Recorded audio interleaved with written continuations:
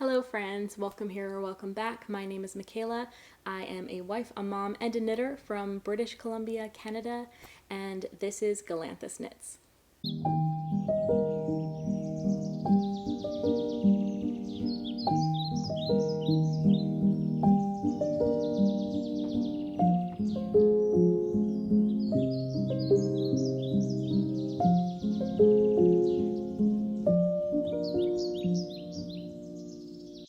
Hello, Happy New Year to everyone.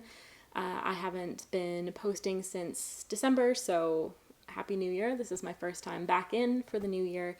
I hope everyone had a good holiday and a restful time. Hopefully, I know the holidays can be quite sad or stressful for a lot of people, so I hope that you were able to find peace in the holiday no matter what stage of life that you're in. Today I just want to do a little recap, I guess, of 2024 and then kind of shift my focus into 2025 for like goals and things like that. I did consider doing a Everything I Knit in 2024 video. I was going to do that originally, but looking at my list, it was mostly gift knits, baby knits, things like that, and I think I don't have a lot of those things to show for, like to physically show you, and it will just get tedious after a while. So I thought I would kind of just do the highlights, lowlights, what I learned, some things that I did differently or things that I knew, things that I experienced in the knitting world this year, because there were quite a few, last year. There were quite a few things that were quite exciting to talk about. So I didn't want to just like hold up all my knitting. I wanted to just actually chat about the ins and outs of what the year looked like, I guess. I am wearing my Stockholm Slipover v-neck, which I recently finished, and if you've seen my previous videos, this was giving me a little bit of grief with how the armhole ribbings were sitting, but I did end up doing that trick where I did the same thing here where I did the double decrease underneath my arms as well. So it kind of cinches it in to sit better. So I'll try to show you. And then I made a modification to make it a split hem so I could sit comfortably over skirts that have a bit fuller of skirts, or like dresses that have a bit fuller of a skirt.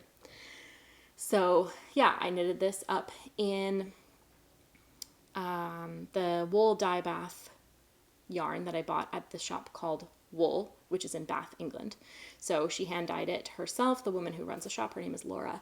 And yeah, I've had this yarn in my stash for a very long time because when I lived in England, I went down to Bath 2021, I think, and I have 4 skeins of it. I still have 1 skein left. So this took like 2.5. So I have like 1.5 skeins left to do something with.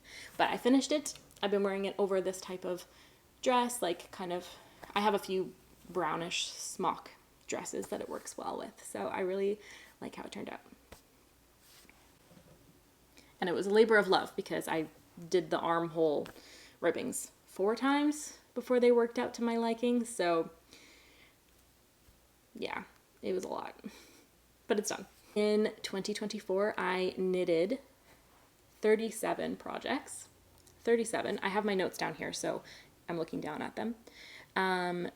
21 projects for babies and kids, including a toy duck, a bandana for my daughter's doll. So I included that in like baby stuff, but it was like a toy accessory, if that makes sense.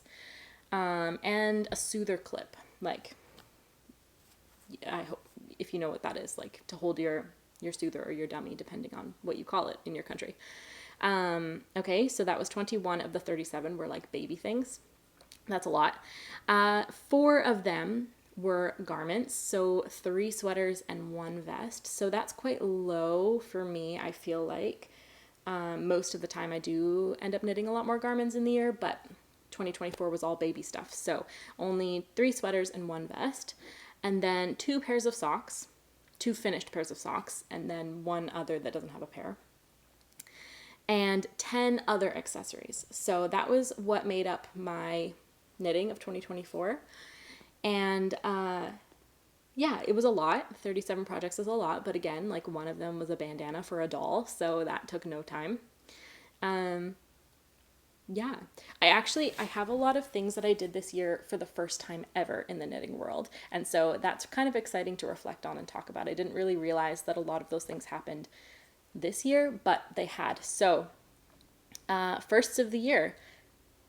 Sorry, I keep saying this year, but it's not this year, it's last year, as in 2024.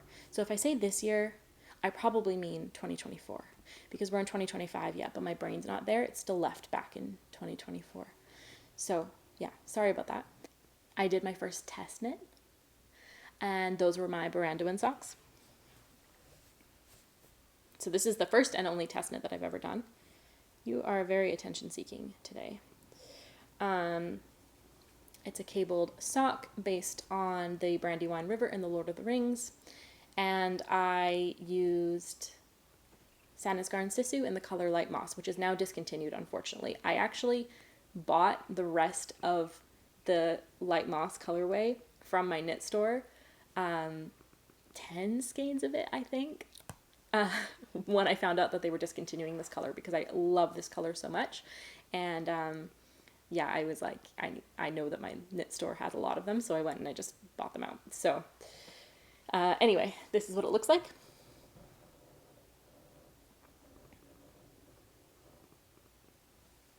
So that was a test knit for Fox and Folk, and she did a lot of new patterns. She released a lot of new patterns this year, so there was a lot of test calls, but this is the only one that I had time for. I was tempted by quite a few of them, but at the times when she was calling for testers, I just didn't have time to pick up more projects. So this was the only one I did, and I did it in like March going into April.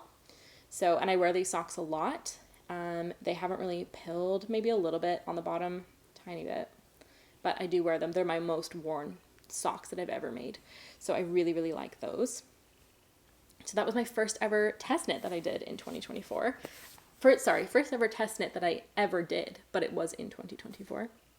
And then I did my first participated in my first my first knit along. I participated in the Cumulus knit along, that was hosted by Marlene from Marlene Knits and then Julie Marquez.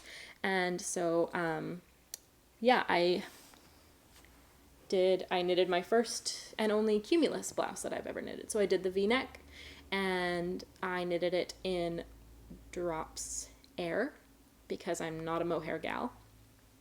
And it turned out really nice. I wear this one all the time too because it's a really easy throw on and it fits well. The only thing that I will eventually go back and fix is because of the boxy fit, the bottom kind of flares out a lot when I'm wearing it, like over my stomach, like it sticks out in a weird way. So I'm going to go back, rip back a bit, and then just do a little bit of decreases because I made it quite cropped to go over dresses and I want it to decrease kind of and sit in my waist a bit better than it currently is.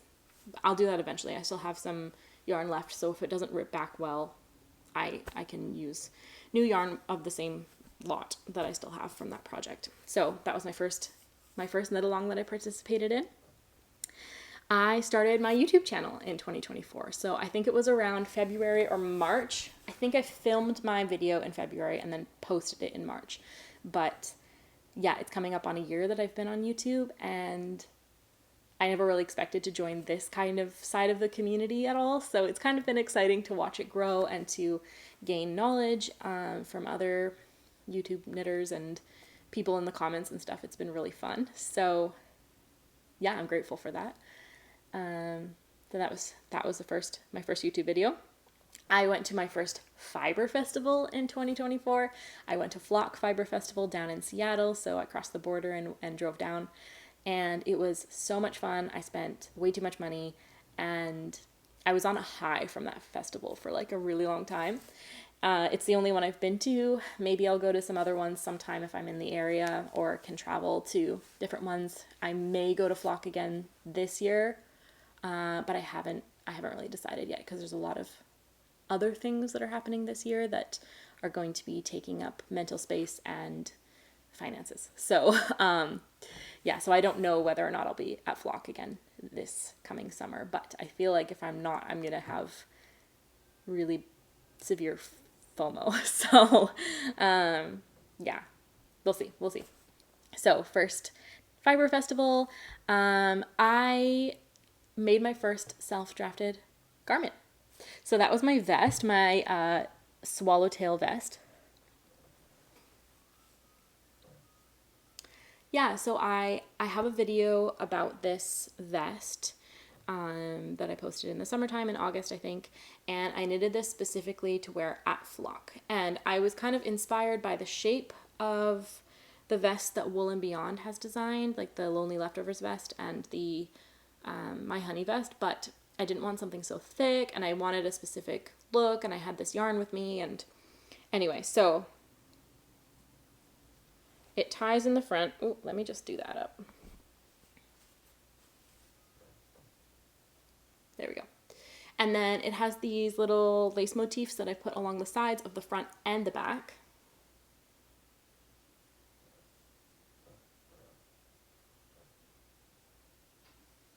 Sorry, it's a bit wrinkly right now because it's been folded up in my closet.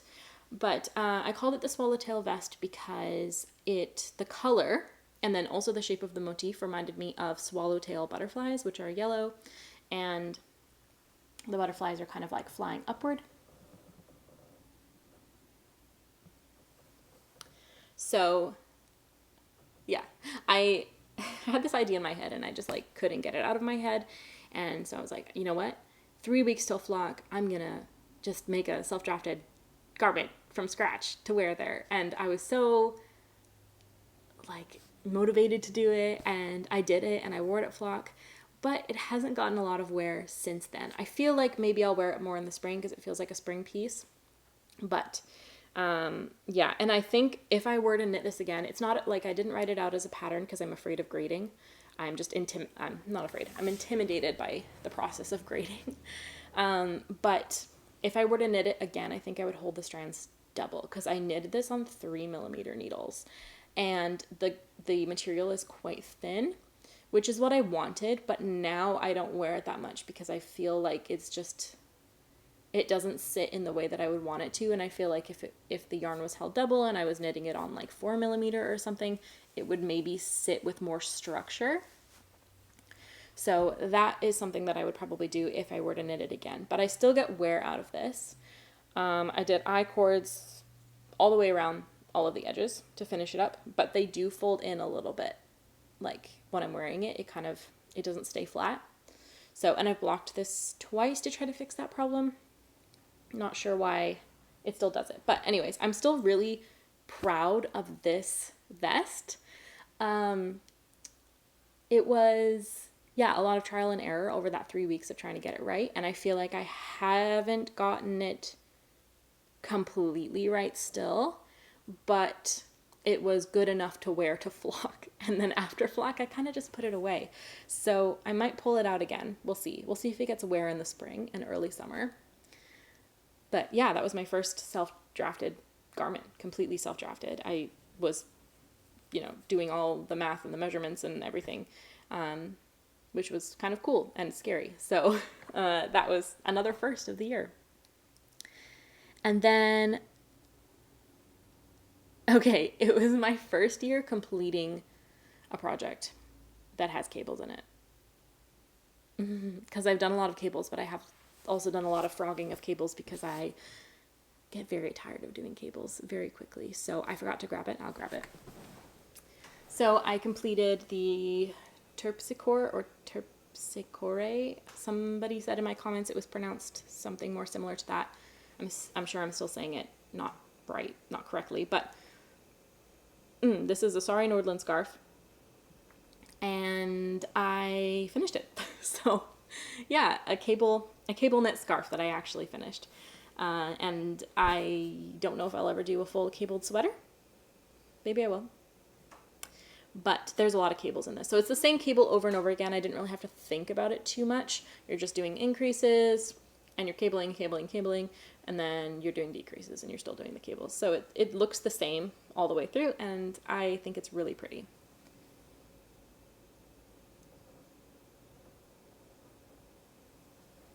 And this is with a yarn that I picked up at Flock. It was from La Mercerie, so it is their Castellan fingering in the color vermilion, I think. Yeah, so it was a flock treat. And I wear this all the time, actually. So it was a good thing to wear. So those were all my firsts of 2024. And then next I want to talk about the favorite projects of the year. So I wrote down 3 and I've already talked about them.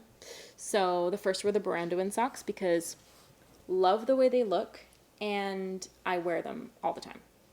So, but I've already talked about it. So I'm just saying that was a favorite. The scarf I just showed you is also in the favorites category and I wear it all the time. Love the way it turned out. Love the yarn. Love the color. It's beautiful. So that was definitely a favorite. And then I am going to say that the swallowtail vest was also a favorite because I was very proud of myself for doing it myself. But it doesn't get a lot of wear.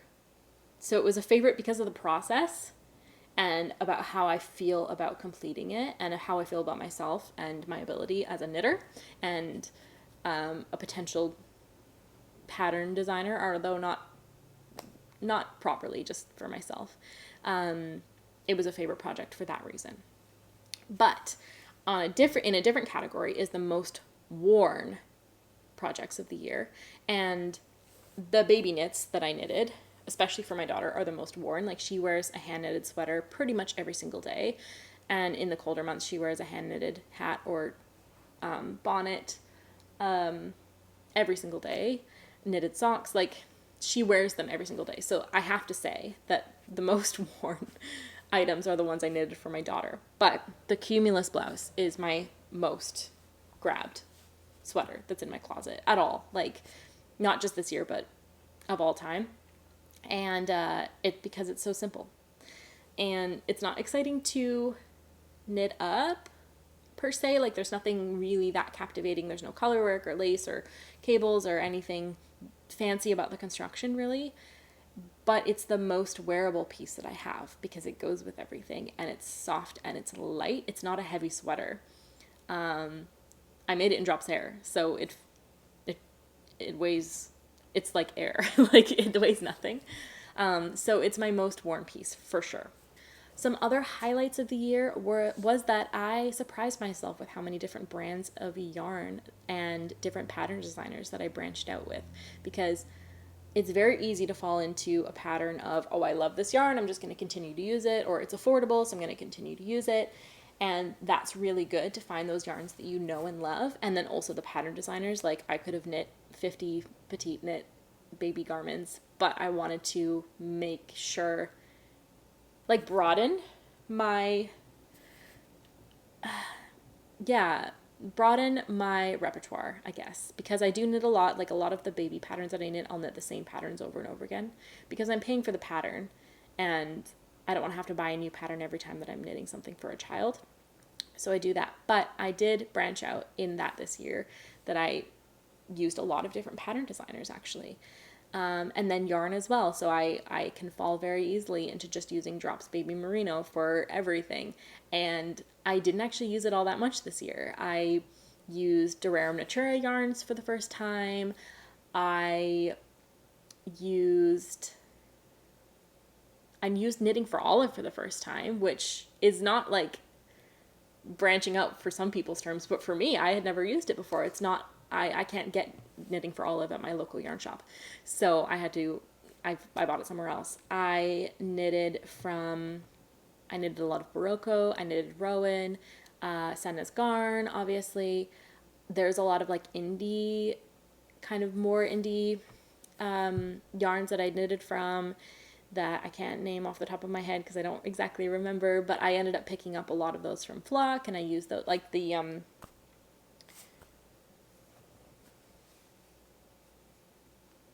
Le Mercerie Castle on Fingering. I never had used Le Mercerie yarns. This was my Knitting for Olive project that I had never used it before. Yeah, I'm blanking on more yarn brands, but I've used a lot of different brands this year, which I'm really happy about. I'm happy to feel all these certain different yarns. Cascade 220 I'd never used before, and I used it this year. I got to feel Snuff Nug by Camerose for the first time, but I'll use it eventually, but I haven't used it yet. I didn't purchase any. I would like to use that yarn for something. So that was a highlight. learning a lot about different fibers. I took a fiber class at Flock, and it was really, really, really good. I took a lot of notes, and I've looked over those notes a couple times, but it really helped me kind of figure out what best fibers I like to work with and what things will work for what. And yeah, I've been really looking, like I've always been a more of a natural knitter. I don't like working with synthetics, although there are definitely yarns that have synthetics in them that I do use and love, but I won't knit with a 100% synthetic fiber. I don't like the feeling of it. And if I'm running the entire length of the skein through my fingers to make something, then I want it to be something that I enjoy touching. So, but it kind of opened my eyes about different blends and different breeds of sheep, different breeds. We talked about the 2 main breeds of alpaca, how things are spun, how things are processed. Like, anyway, it was really, really, really good. And I think since having that sort of stepping stone into learning about different fibers from that class, I've been really paying attention to fibers and just taking more care of what I'm working with. And I don't know how to say that, but I think you get the gist of what I mean. I know a lot more about fibers, and I'm more interested in it. And I think it's fascinating that completely, like, fibers give you completely different looks and feels and drape and all sorts of things. And it wasn't really something that I was very knowledgeable about before taking that class. So it's just been a really nice surprise to have some knowledge in my back pocket on different fiber contents. And I'm not a spinner at all. So like people who spin will know a lot more about these things than I do, just because of the nature of spinning. But I'm not a spinner. And so it was all new to me, but it's exciting. And I'm happy to be moving into 2025 with more information about this, and then trying to just fill gaps in my knowledge as I work along the way. So that was a highlight. Another highlight was finally finishing my husband's Tundra jumper, because this project took me a year. And that's my longest standing project ever, was the 1-year Tundra jumper. And this is a pattern by the Petite Knitter, and I started knitting it for him in October of 2023 and finished it in October of 2024. And the only reason that it took me this long to knit is because it's bottom up, and I just wasn't motivated because I didn't get to do the fun bit first. And that's what I'm sticking with. So I think I can hear my cat throwing up. I don't know.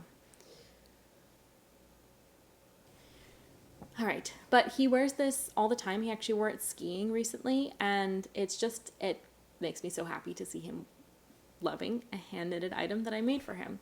So I'm really, really glad that I finished it. I wish I had finished it sooner, but it's done now. So that was a highlight. And I put my label in it for him.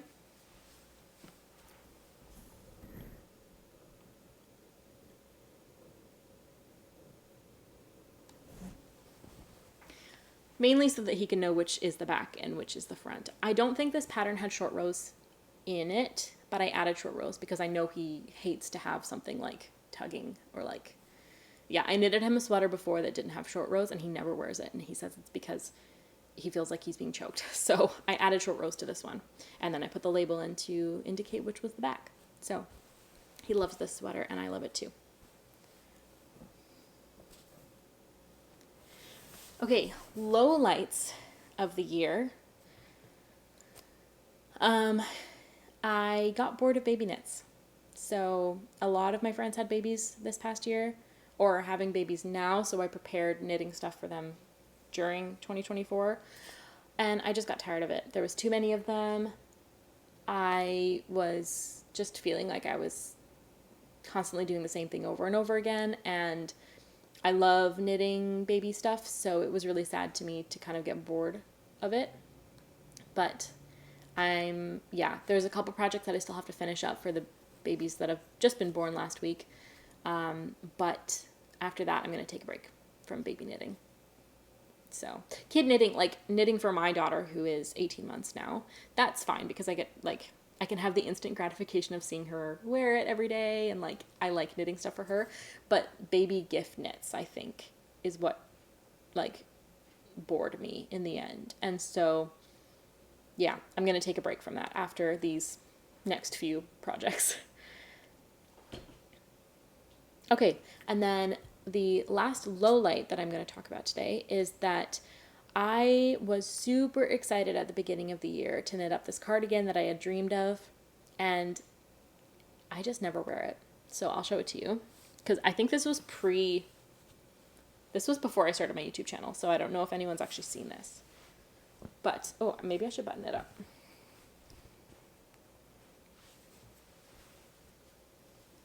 Okay, here it is. This is the chunky V-neck Dalia cardigan by Lene, Holme, Samsøe. And I knitted this in Drops Extra Fine Merino in the color Greige. I had this yarn in my stash from a previous year when I started knitting a sweater that just fit badly that I ended up frogging. And so I had a lot of this yarn in stash, and I was like, all of a sudden I was like, oh, I'm going to knit this sweater. I'm super excited about it. I really like the Dahlia motif because I've knitted it for babies lots of times. And I knitted this sweater in 2.5 weeks, which is like record for me for sweater knitting because it usually takes me about a month to a month and a half to knit a sweater. 2.5 weeks. I was flying through this, super excited about it, but I never wear it. And there's a couple of reasons for that. I don't like the buttons I chose. I think this color doesn't go with this color, but I don't have any other buttons currently that fit the buttonholes that I made. So I haven't ever changed them out. The other reason I don't really like this is because I don't like this color. So I remember that when I originally ordered it, it was called Greige, so like a mix between gray and beige. I saw online that it looked a lot more beige leaning than gray leaning. But in reality, I don't know how it shows up on camera, but in reality, it's a lot more gray than beige. And I don't really like light grays that much on myself. But also because it's a warm gray, it's like, it's too gray to wear with like warm tones like this. Like I'm wearing brown, like brown and beige and white. It's too gray for what I'm wearing now, but it's too beige to wear with black. So it feels like you're putting like a warmish color over black, which it just doesn't work with anything, in my opinion. Maybe some of you will be like, no, it's the perfect color. But it's not for me. And I've tried it with so many outfits, and I always end up taking it off because I'm like, it just doesn't suit any of the colors that I'm wearing currently. So that's really sad.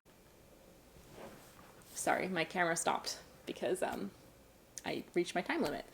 Yeah, well, as I was saying, I would consider knitting this pattern again in a different yarn and a different color perhaps in the future, but it's not really high on my list. This is what the back looks like.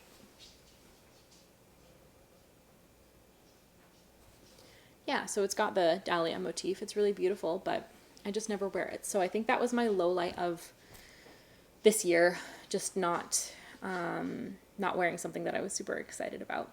And that happens. I'm sure most of you have something kind of similar like that in your wardrobe. Okay, and then the last category that I want to talk about are some of my knitting goals for 2025. So coming into this year, I have a lot of projects kind of swimming around in my head, some different ideas of things I want to do. I do want to continue branching out in different yarn brands and types. I want to feel different yarns. I want to experiment with different blends or different combinations of yarn. I think I'm sometimes really scared to combine two threads together that are different. So I want to kind of branch out in that a lot more in 2025. I want to continue knitting from stash. So this past year I actually knitted a lot of different things from stash. I also spent a lot of money at Flock, and I bought yarn, but I knitted a lot of my things from stash, and I would just want to continue working towards that in the future. I'm quite comfortable with the amount of stash that I have. I don't have a massive excess of yarn. I don't have a lot of excess of space in my home for yarn. So I'm okay with my stash, but I do think I usually buy yarn with intentions of specific projects, and I think I just need to get to those projects that I'm thinking of, like just use it up. It's time. So I'll continue doing that. Do more adult garment knitting because I just got so tired of baby knits this year.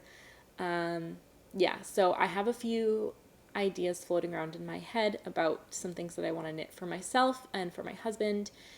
And I will hopefully be getting to a lot of those this year and putting some baby knits down for now.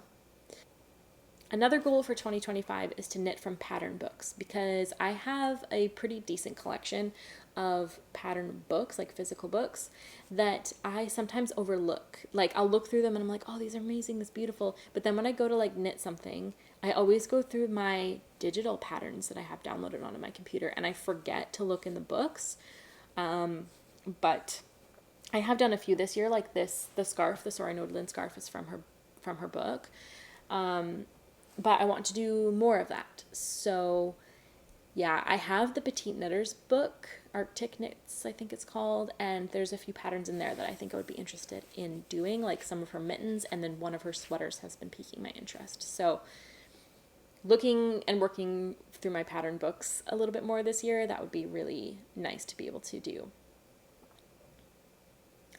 I would like to knit at least 3 pairs of socks because I get a lot of wear out of my knitted socks, but they're not something that I actually knit that often. So I only own 4 pairs of my own hand knitted socks. I've done more than that for other people, but I only own 4 pairs of socks that I've knitted, and so I'd like some more. So I was thinking maybe 2 for me and 1 for my husband. At least 3 pairs of socks this year. And my last kind of nitty goal of 2025 is to be better at Ravelry. So I'm not very good at remembering to upload my projects in real time as they're happening. And then even sometimes I just don't upload them at all. Like there's gaps in my Ravelry project page. So if you've been looking at my Ravelry project page, that is not all that I've done. Not even close. I'm just not very good at updating it. So I would like to remember to do that and just get better at it and have it more be a habit. I write down all of my notes for knitting in a physical notebook as I'm doing it, but then I would like to also upload it to Ravelry as well, all my notes and everything. So that was my last goal of the year. So more things will come up as the year goes on, as they always do, but those are the intentions that I'm bringing into this fresh start. Thank you so much for watching, and I have been loving catching up with all of the videos of everything in 2024 and goals and plans for 2025 and all those things. I'm far behind because I don't have tons of time to be watching, but I have really enjoyed the ones that I've caught up with so far, and I'll continue to try to catch up. So thanks for putting those out if you are doing that. Thank you for being here and watching, and Happy New Year, happy knitting. I know that this year for us in the Northern Hemisphere can sometimes feel like a slog, like this time of year, I mean, but there's so much beauty around you, even just in January. So I hope that you're able to take the time to breathe that in and be at peace. So thank you very much.